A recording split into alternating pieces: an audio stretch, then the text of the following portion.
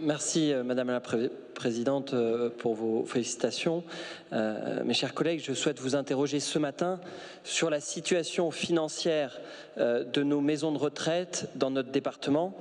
Vous le savez, l'inflation progresse à un niveau qui n'était pas anticipé au moment de nos débats budgétaires pour 2022. Cette hausse se traduit pour nos maisons de retraite par une augmentation des coûts de l'énergie, des coûts d'achat des fournitures tels que les dispositifs médicaux, ainsi que l'augmentation du SMIC, sans remettre en cause la mesure sur le fond, mais qui a un effet d'inflation sur les salaires principalement ASH. Et c'est vrai qu'au moment de la conclusion des CPOM, des contrats pluriannuels d'objectifs et de moyens, les niveaux de dépenses des années antérieures n'avaient pas imaginé de telles augmentations de dépenses, qu'il s'agisse du chauffage.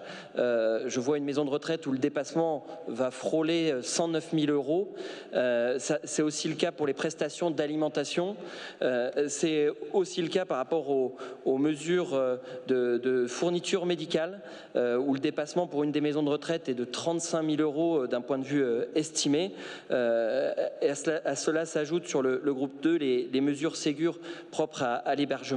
Et donc cette croissance des dépenses dépasse très largement le taux de reconduction des moyens qui était consenti par notre collectivité pour cette année 2022. Alors que la situation financière de nos maisons de retraite devient très préoccupante, pourriez-vous, Madame la Présidente, avec votre exécutif, imaginer une augmentation des moyens qui leur sont donnés pour fonctionner afin de prendre en compte cette inflation ?